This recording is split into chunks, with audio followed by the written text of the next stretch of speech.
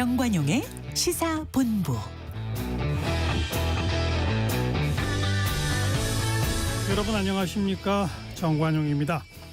무기 버려, 손들어. 이게 최근 SNS에 우크라이나 군이 러시아에 파병된 북한군을 만나거나 생포할 경우를 대비해 작성한 것으로 추정되는 문서에 등장하는 말입니다. 한국어 발음을 우크라이나어와 영어로 표기하고 그 뜻을 설명해 놓은 것인데요. 이제 곧 러시아 우크라이나 전쟁터에서 안타깝게도 이런 우리말이 들릴 것 같습니다. 외신들이 러시아에 파병된 북한군 수천 명이 러시아 본토 격전지인 쿠르스크에 집결했다고 전하면서 이 북한군의 실전 투입이 현실화되고 있는데요. 관련된 상황, 이에 따른 한반도 정세, 잠시 후 남북의 창 시간에 살펴보겠습니다. 정관용의 시사본부 10월 27일 일요일 순서 시작합니다.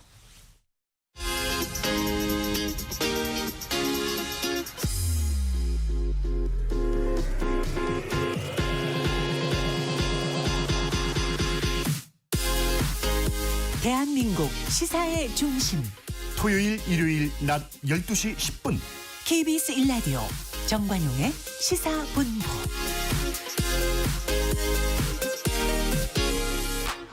한 주간 주요 뉴스 생생한 음성 자료와 함께 정리해드리는 곽지연의 주간 뉴스 브리핑입니다. 곽지연 리포터 어서 오세요. 네, 안녕하세요.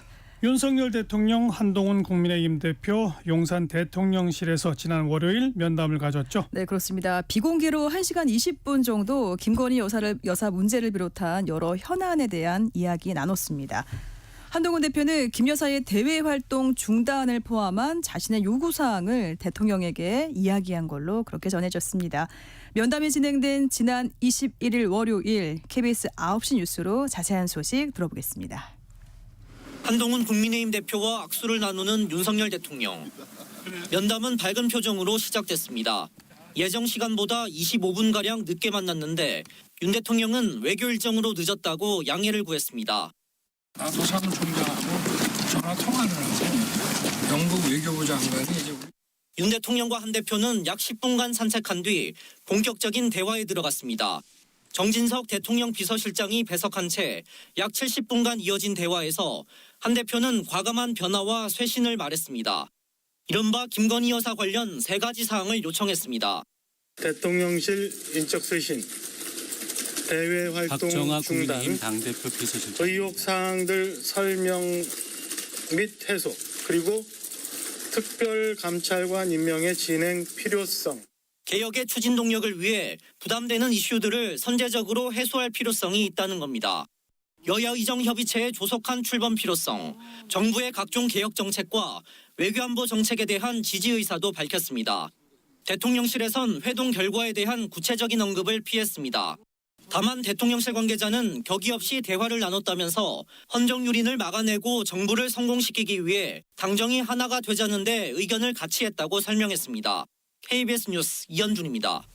이 면담 이후에 이 한동훈 대표가 특별감찰관을 추진하는 걸 두고 여당 내 갈등이 커지고 있어요. 네, 국민의힘 한동훈 대표가 꺼낸 특별감찰관 카드를 놓고 여당 내에 불협화음이 일고 있습니다. 추경호 원내대표가 특별감찰관 문제는 원내, 그러니까 당 의원들끼리 논의할 사안이라고 말하자 한 대표는 당대표는 원내 그리고 원외를 다 총괄한다며 맞섰습니다. 현장의 소리 지난 24일 목요일 KBS 9시 뉴스입니다. 특별감찰관 임명 추진 뜻을 밝혔다가 추경호 원내대표의 반대를 맞닥뜨린 한동훈 대표. 당대표 권한을 내세웠습니다. 당원까지 근거로 들면서 추진 의지를 재확인한 겁니다.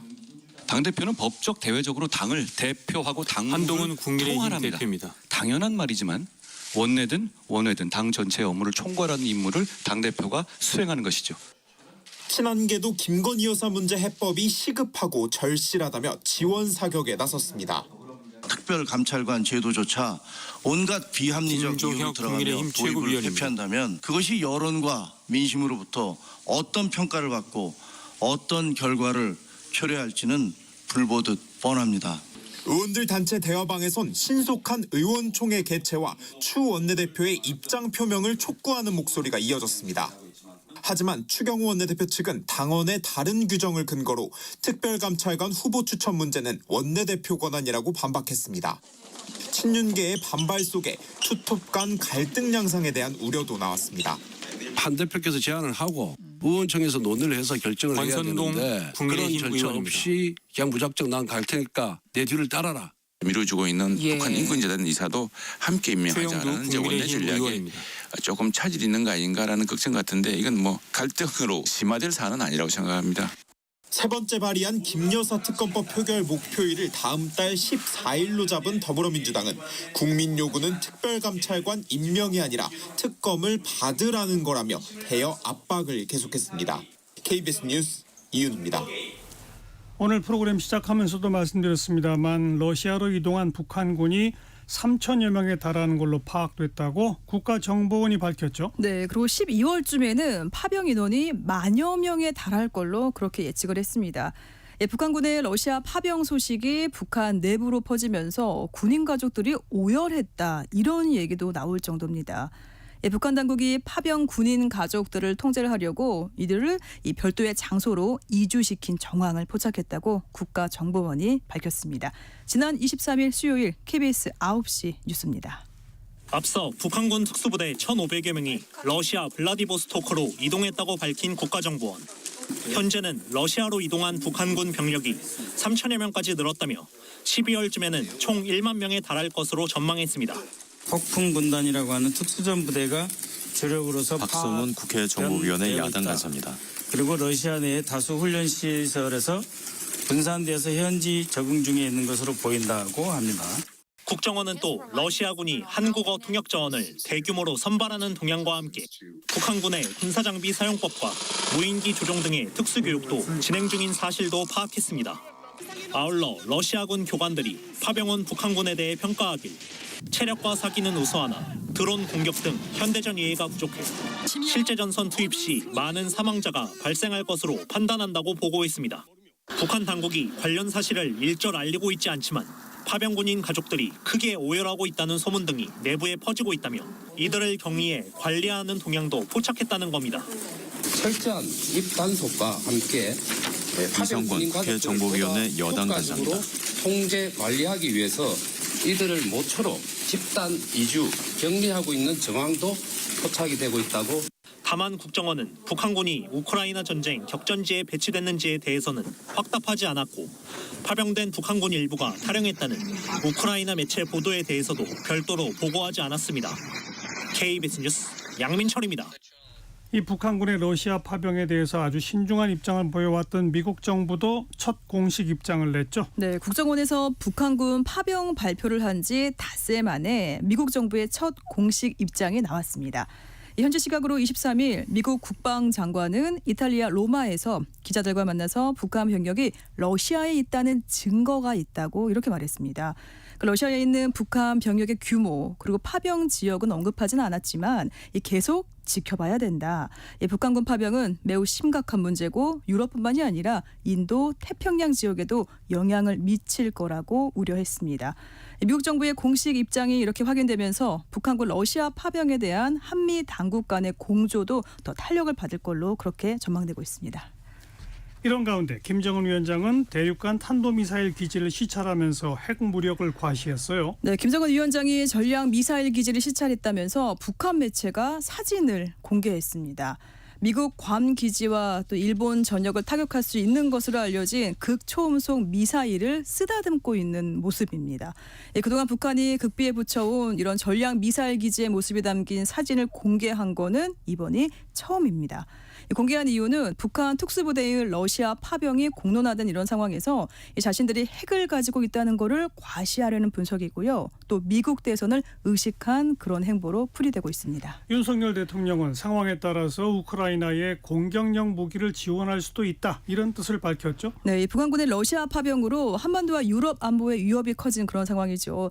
그래서 윤석열 대통령은 우리나라를 국빈 방문한 폴란드 대통령과 정상회담을 갖고 북한군의 러시아 파병 그리고 방산 협력 등 안보 문제를 논의했습니다. 지난 24일 목요일 KBS 9시 뉴스 들어보겠습니다. 한국과 폴란드 정상은 러북 군사협력을 세계 평화를 위협하는 도발로 규정했습니다.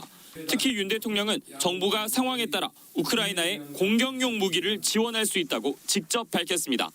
살상 무기를 직접 공급하지 않는다는 원칙을 가지고 있었는데 그러한 부분에서도 더 유연하게 북한군의 활동 여하에 따라 검토해 나갈 수 있습니다. 양국 정상은 이와 관련해 양국 간 전략적 파트너십을 심화 발전시키기 위한 방안들을 집중 논의했습니다.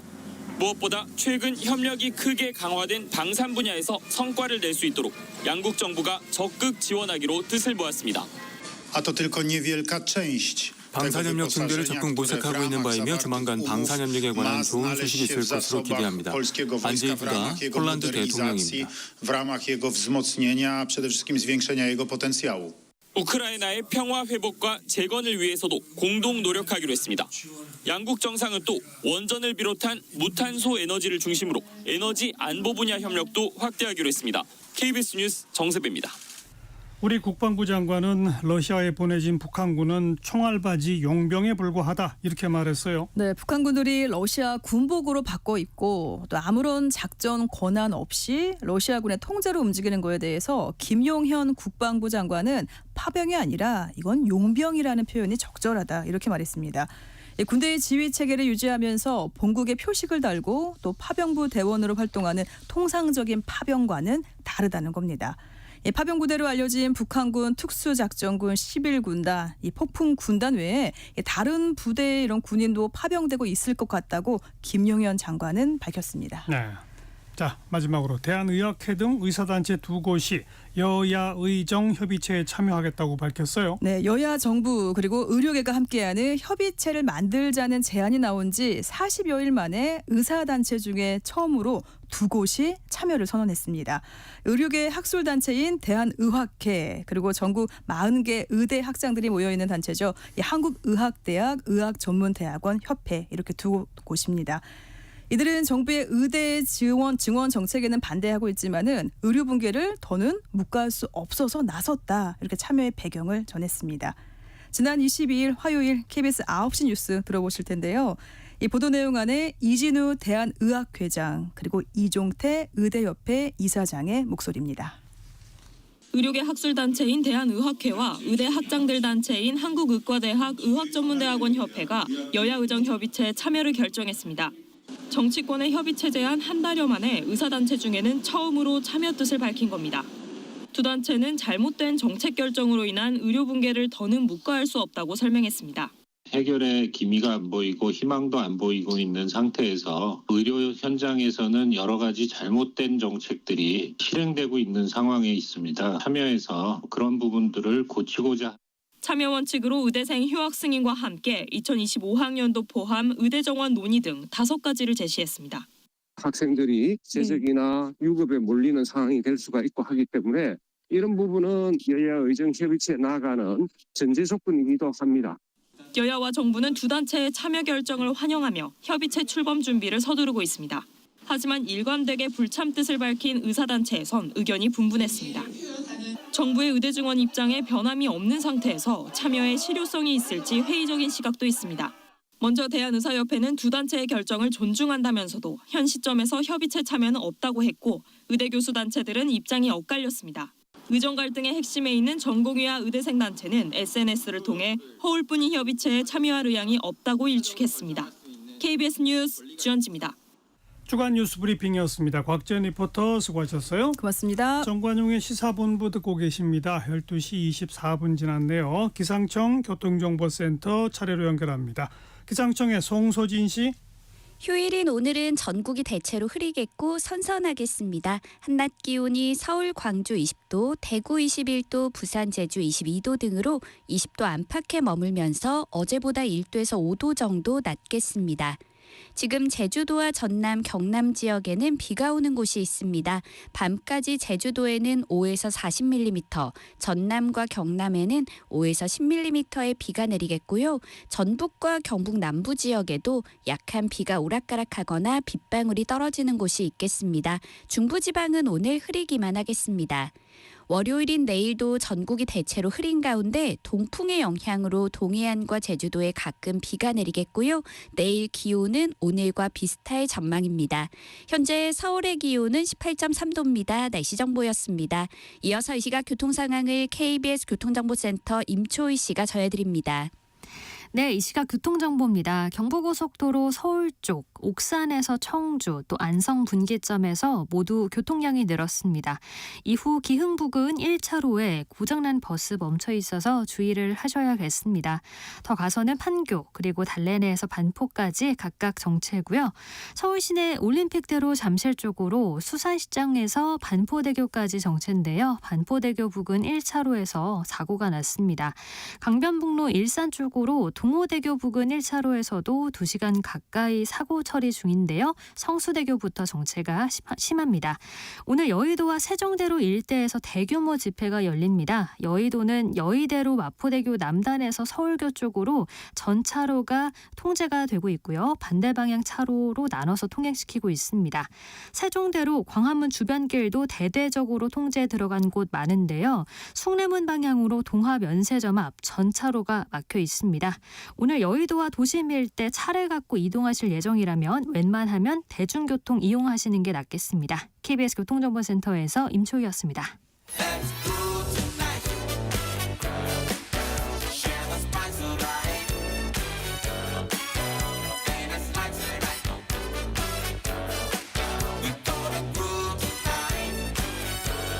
국민 MC 정관용.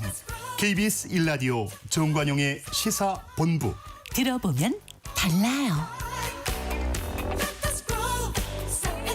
국제뉴스 정리하는 움직이는 세계입니다. 서울신문의 송현석 기자, 안녕하세요. 네, 안녕하세요. 미국의 대통령 선거 다음 달 5일이니까 진짜 얼마 안 남았네요. 지금 지지율 상황은 어때요? 네, 뉴욕타임스가 선거일을 10일 앞둔 26일 발표한 전국 여론조사 결과를 보면 민주당 대선 후보 카멀라 해리스 부통령은 49%, 공화당 대선 후보 도널드 트럼프 전 대통령은 48%의 지지를 기록했습니다. 지난 14일까지만 해도 같은 조사에서 해리스가 50%, 트럼프가 47%로 격차가 3%포인트까지 벌어졌었지만 트럼프가 최근에 맹렬히 추격하면서 격차가 거의 사라졌습니다. 중요한 건 경합주 7곳의 싸움인데요. 경합주에서도 동률 또는 1% 내에 피말리는 싸움이 이어지고 있습니다. 경합주 중에서도 가장 많은 19명의 선거인단이 걸린 펜실베이니아에서는 동률 48%를 기록했고요. 미시간과 네바다에서도 동률 48%를 기록했습니다. 해리스가 앞선 곳은 위스콘신인데요. 여기서는 트럼프를 단 1%포인트 앞섰고요.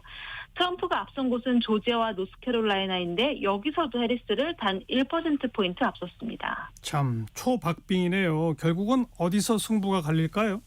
네, 이미 양당 지지층은 똘똘 뭉친 상태입니다. CNN 조사를 보면 아직 지지 후보를 정하지 않았다고 답한 유권자가 2%에 불과했거든요. 투표 전에 마음이 바뀔 수 있다고 답한 유권자도 9% 정도였고요. 지금 경합주에서 1%포인트 이내의 이 초접전이 이어지는 상황에서 결국 극소수인 부동층 2%를 두고 싸움을 해야 하는 상황입니다.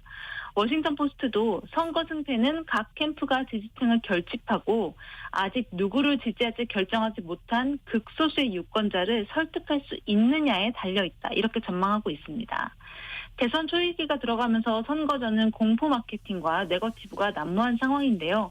해리스는 트럼프가 여성의 권리를 위협한다는 기존 메시지에 더해서 트럼프가 승리하게 되면 미국 민주주의가 위험에 빠질 것이라는 메시지를 계속 강조하고 있습니다.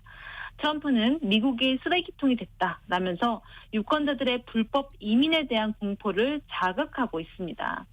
약태권도 언제나 그랬듯이 이번 선거의 쟁점 중에 하나로 계속 작용하고 있고요.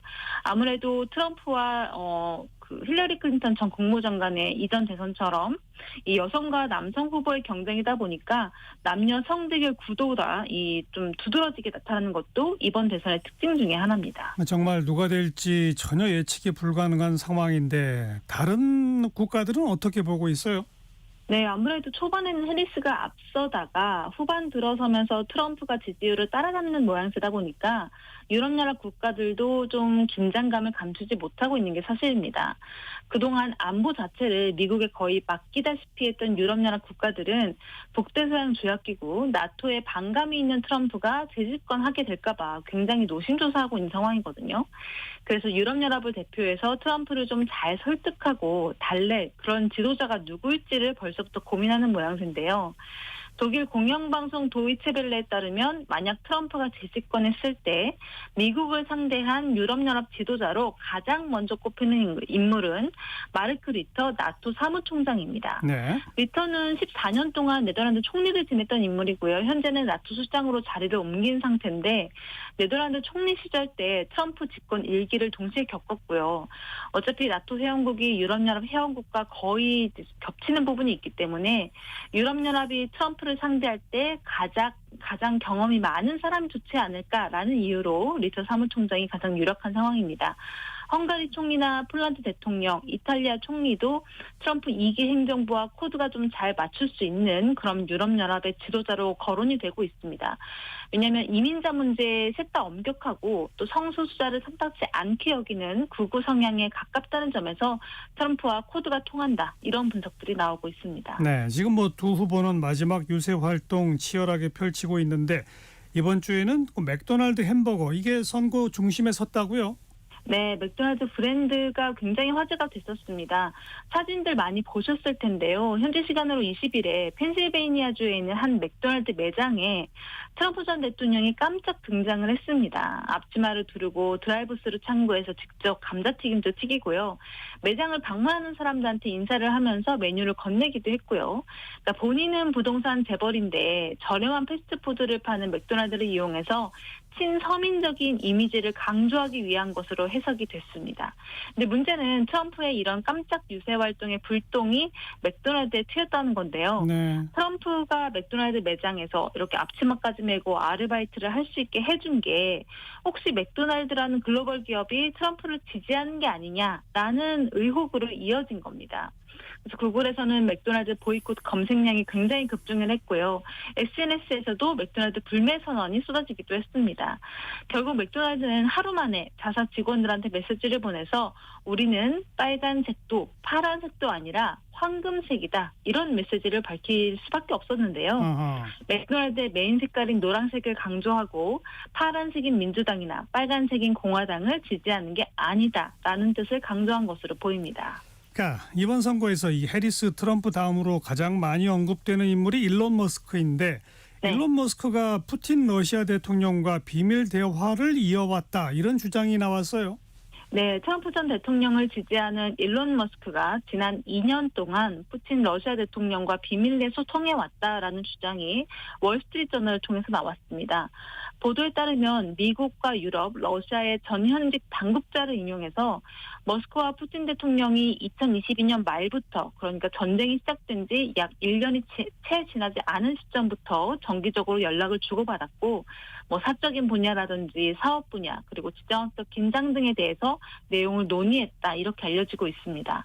특히 푸틴 대통령이 지난해 시진핑 중국 국가주석이 방문을 만났을 때 호의를 베풀 목적으로 머스크에게 대만을 위한 이 스타링크 서비스는 좀 제공을 하지 말아달라 이런 요청을 했다라는 내용이 보도에 있었고요. 아하. 또 월스트리트저널은 머스크와 푸틴 대통령의 소통이 시작된 2022년이 우크라이나 전쟁 때문에 러시아가 일론 머스크한테 굉장히 강력하게 불만을 토로하던 시기였다라고 이야기를 합니다.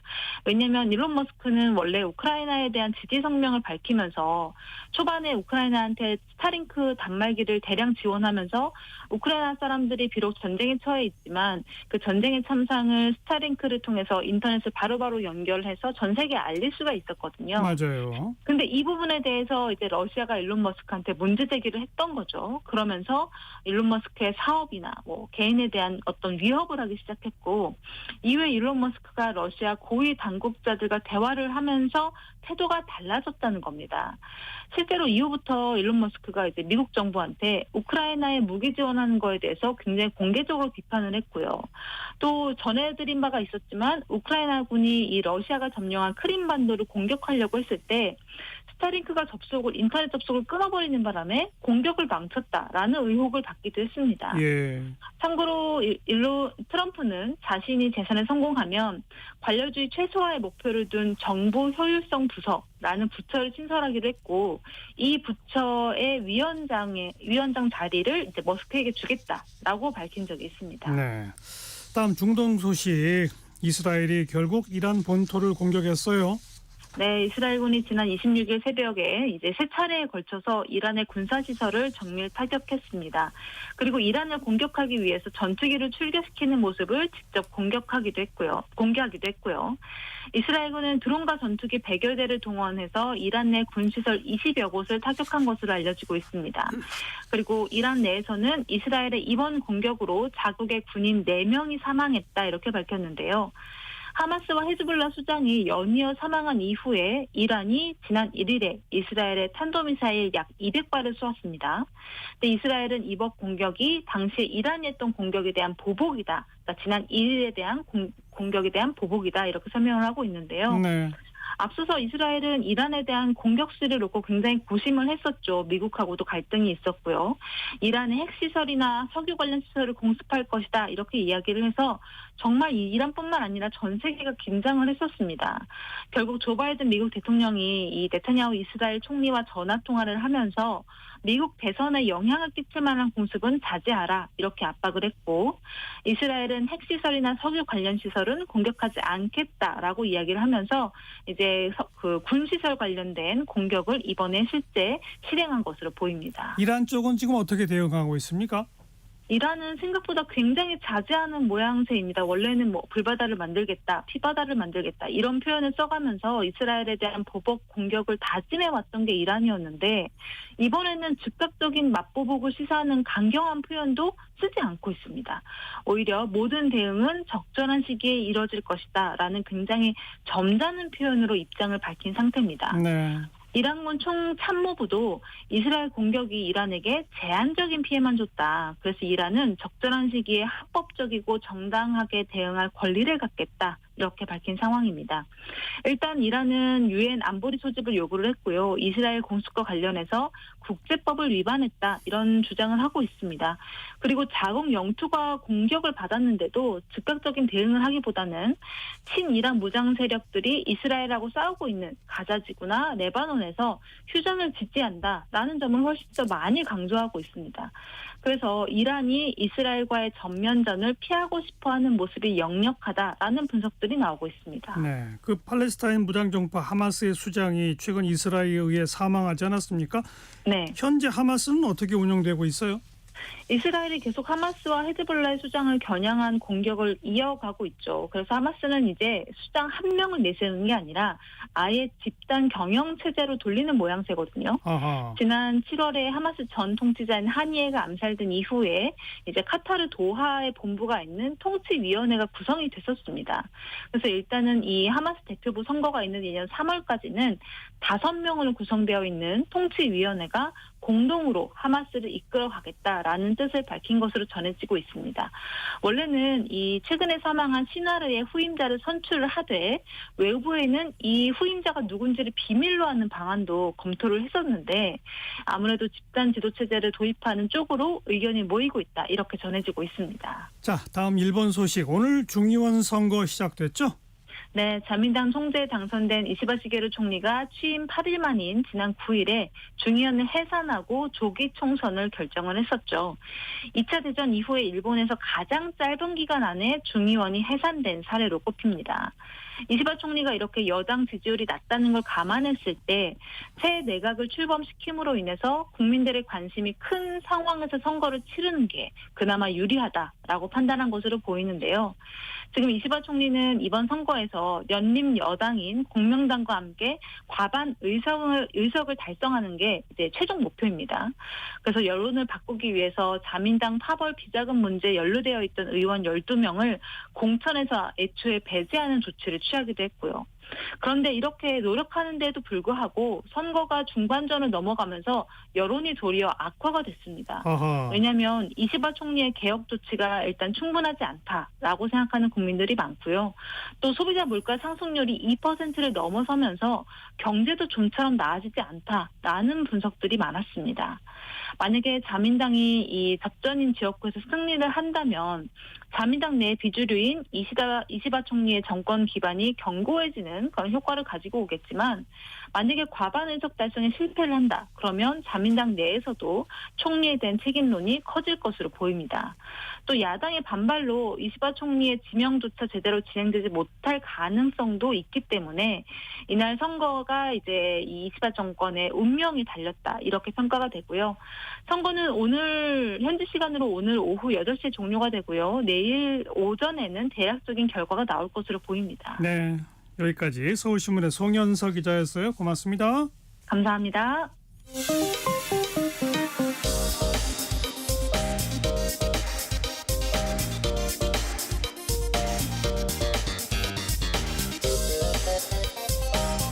팩트체크 진짜 뉴스 정관용의 시사본부 KBS 1라디오 들어보면 압니다.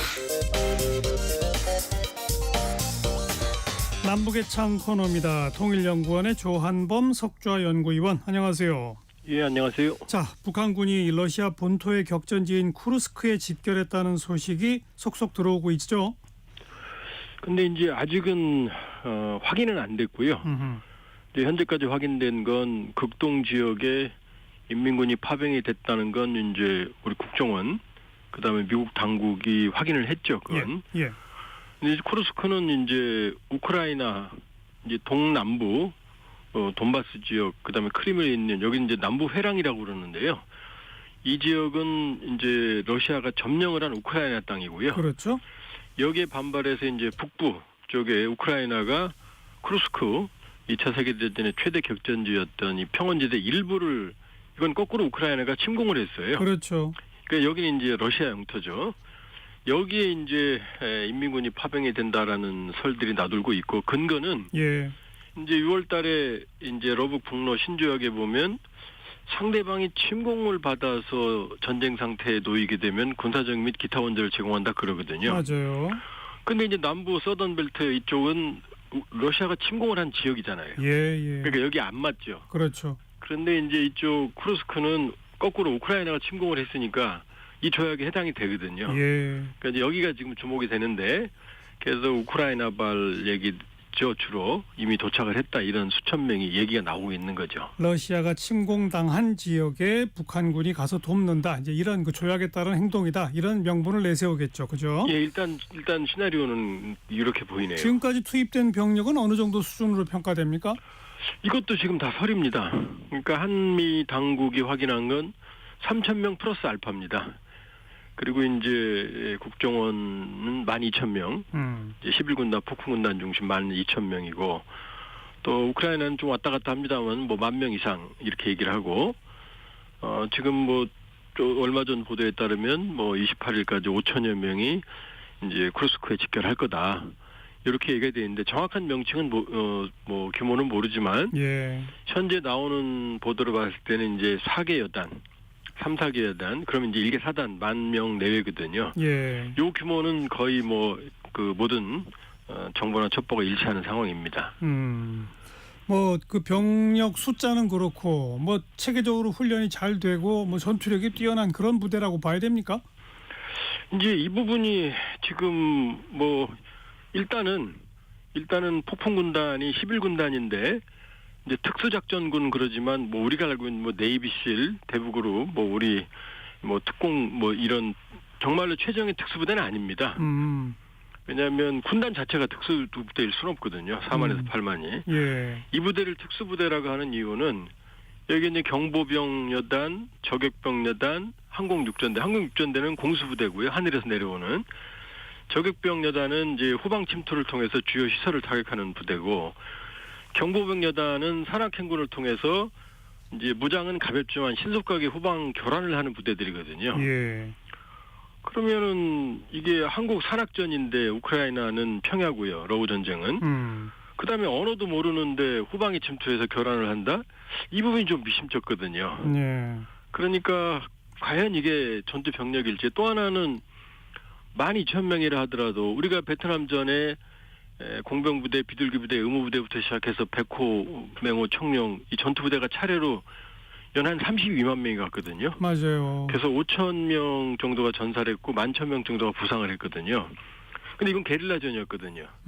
근데 여기는 전면전인데 이 후방 침투 부대가 만일에 무장도 빈약한데 전면전으로 우크라이나가 붙으면 금방 소진될 수 있거든요. 예. 그럼 계속해서 보충병이 들어가야 되고 이렇게 따지면은 과연 이 병력이 전면전 전투 병력일지 아니면은 후방 임무를 할지. 제가 이제 어제 좀 이제 북한 쪽에서 직간접적으로 들은 소식은 평양에는 전투 병력이 아니고 제7총국 소속의 이제 공병대가 갔다 이렇게 소문이 퍼져 있대요.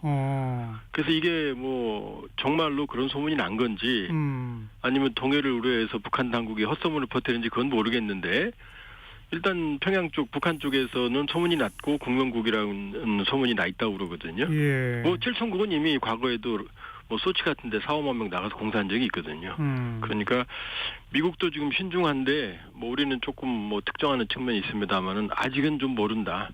실제로 지금 뭐 포로다 전사다 이런 얘기를 다 설이지 네. 지금 증거는 없거든요. 그러니까 무슨 역할을 할지는 좀 여러 시나리오를 좀 열어놓고 봐야 될 것 같네요. 근데 우리 국방부 장관은 이게 이제 북한군이 북한 군복 입고 북한군 부대로서 독자 활동을 하는 식의 파병이 아니라 러시아 군복을 입고 러시아 군인처럼 행세하는 그런 용병으로 봐야 된다는 표현 썼는데 이건 뭐가 또 진실일까요?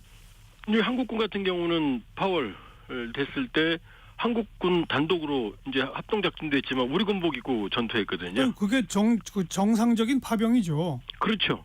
근데 이걸 또 용병이라고 보면 돈벌이 때문에 갔다 그러면은 또 김정은 정권을 너무 우습게 보는 경향이 있습니다. 그건 왜냐하면 한국군이 파월 했을 때 1969년에 물론 64년부터 파병했습니다마는 우리 안보 공백이 생기기 때문에 미국에게 그 부분을 요구했더니 그 당시 최신의 전투기였던 F4 팬텀을 우리한테 일개 대대를 무상으로 임대를 해준 적이 있거든요. 예.